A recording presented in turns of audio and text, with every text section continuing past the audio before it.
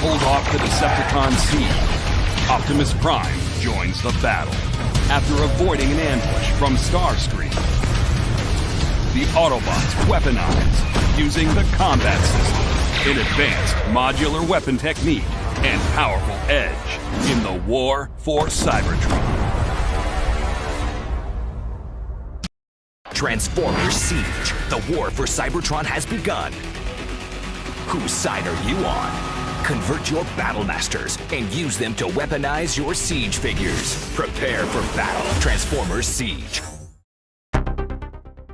Hello there, it's me, earthmanbrick.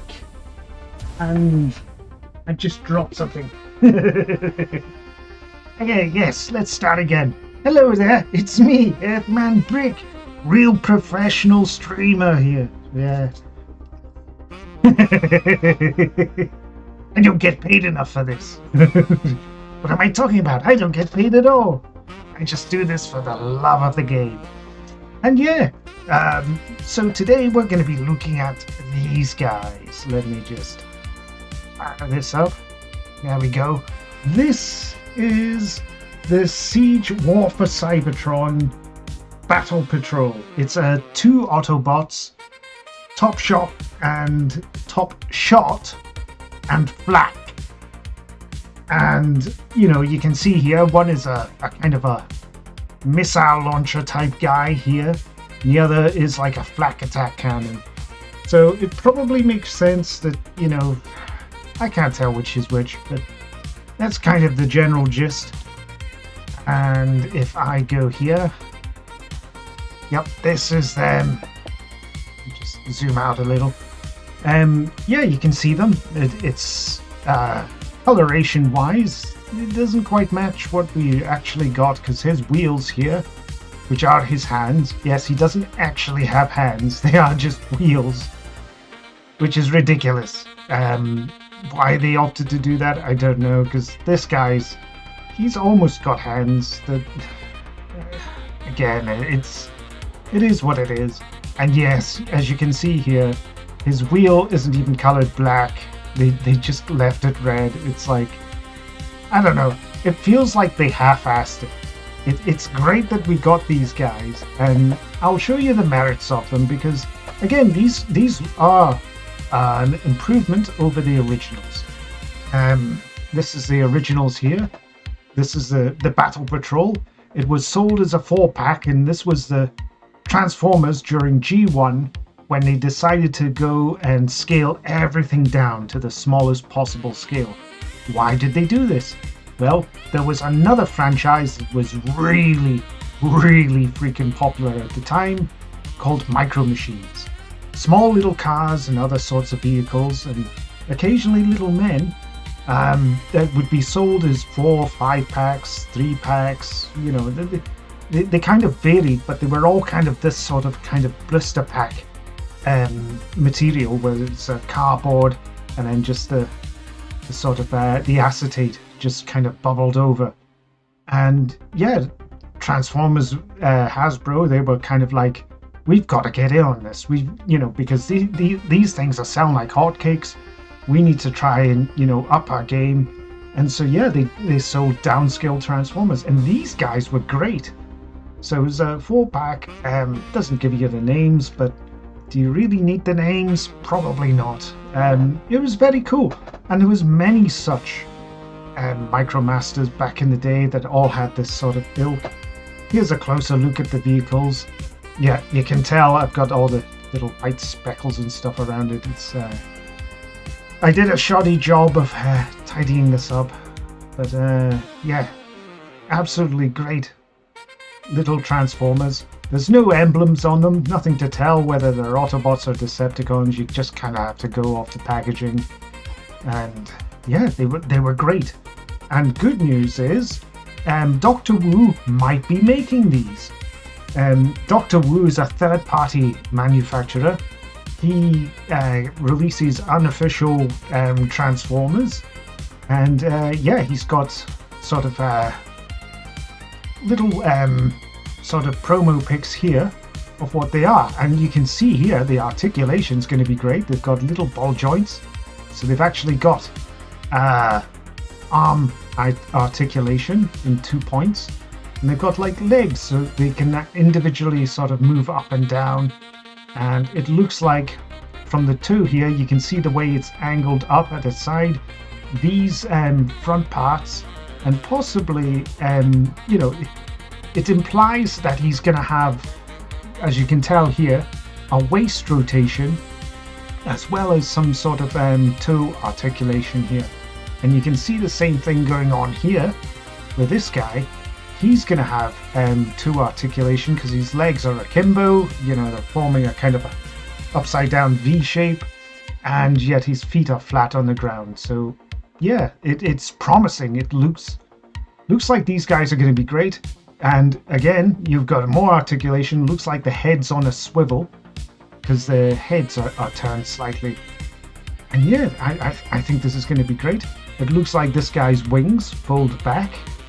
So there's like a extra sort of swivel there so the wings can fold in. And yeah, these mock-ups look great.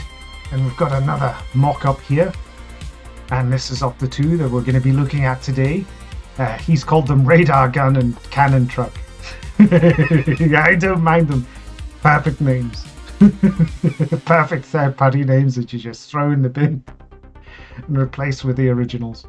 So yeah, again, we've got the toe articulation here. It looks like he's going to have some sort of toe articulation because there's something going on there. It's not quite prevalent here, so he might actually be missing out on it. But it looks like his arms have an extra joint and they can sort of move up and down. And he's got the faux wheels like the official one does, with this center stack.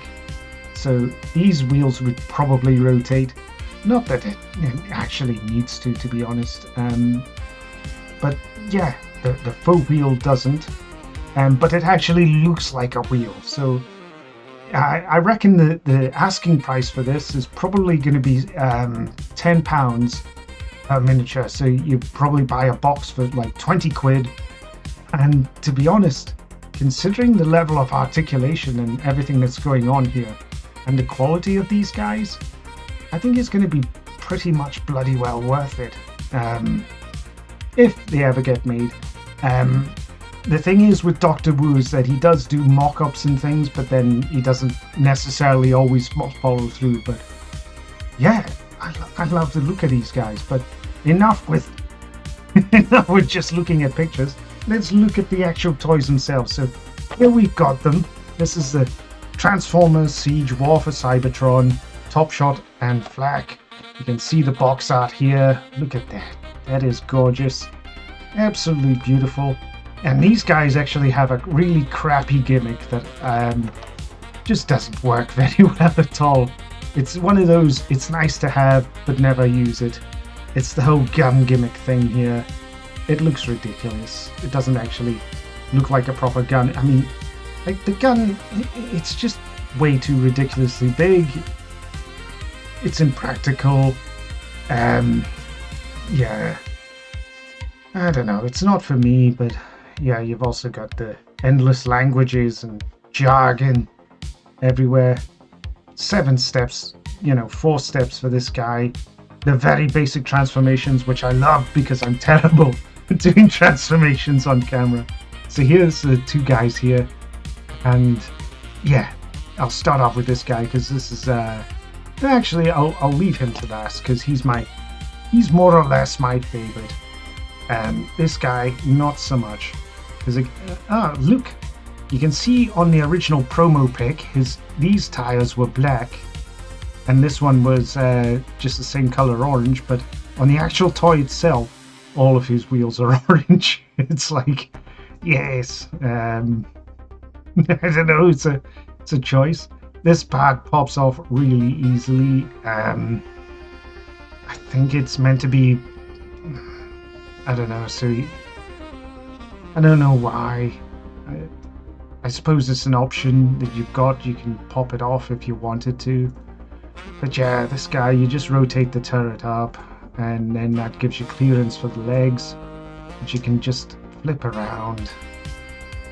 these parts which pop off ridiculously. These guys fall apart very easily. It's annoying. Considering how much they originally retailed for, it's pretty shoddy actually. So yep, these bits fold up to become like heel spurs, so that the extra weight you've got with this cannon thing on the back, which you can flip back around, doesn't get in the way. And yep, these are his arms, so they fold out, they sort of accordion out, and you can't even get a proper, well, you can get a 360. You can see they've given him hands, so he's got little hands here, unlike the other guy who just doesn't have them at all. His arms aren't too floppy, they're not gonna pop off like everything else, like this bit and these parts, and the legs themselves. These legs are on little ball joints here. He does have the knee articulation, and oh, he does have a waist swivel. That's actually quite novel. Yeah, that's kind of cool. He of course has no head articulation because of the way it's kind of more or less set up. It'd be very difficult to, in fact I think you maybe can. Let's see, I'll use this and see if I can spin it around some. He does actually have a head rotation. Pointless as it is, because good luck getting your fingers in there to rotate the bloody thing. Absolutely pointless. Don't know why they bothered, because it's... if it didn't have this whole back bit on the thing on the top, that'd be great, but that it stops you from getting in there to really move it around. So yeah, nice that he's got the waist rotation. Kind of cool he's got a head rotation, but it doesn't really work. Yeah, I'm not overly enamored with this guy. Again, they tried, but it's really sort of kind of clunky and awkward. I can't even get this guy's arms rotated here. What's it hitting against? Pop that off. No, it's just really stiff. But yeah, you can see it's on a ball joint there. Pop this thing back on. Again, it's very flimsy. It doesn't really want to stay in too well. This cannon part can articulate up and down. I think it becomes the handle for the weapon mode. But let's speak about the merits of this thing rather than just, you know, endlessly complain. So you can see there's a tamper-graphed Autobot logo. Probably easier if I play around with the focus. Or is it going to work if I just throw it down? It might not. You know, I'll need to play around with the focus here. Oh, that's wrong. There we go. And you can see that and how absolutely tiny that Autobot logo is. But none of the detail is lost. You've got the full whack of the detail right on there. Very nice touch, looks great. Paint applications here on the sides for these armored panels. Looks nice. It's a nice little option. I'm glad they you know, kept the consistency with the wheels. Because if these were black and that was just orange, it looked really awful. Doesn't look as bad, you know, because consistency is more important than anything else, I think. Yeah, these guys are easy as anything to transform. Yeah, you've got the logo crap on the back there. Just in case they forgot which company they work for. The wheels do rotate, but again, it's very pointless at this scale. Because you're not... you do get a bit of a roll. Noisy roll. Because they're more like miniature cogs. You just kind of rattle a bit. It's pegged in. But yeah, that's Flak. He's interesting. Not perfect, but not terrible. And you can see this guy's got a tamper-graphed logo on there as well. Very nice touch. And this guy is super easy to transform. You just flip the legs down, you can pull them apart, and you see the slot in the cavity there. So those legs just pop in, nice slotting there.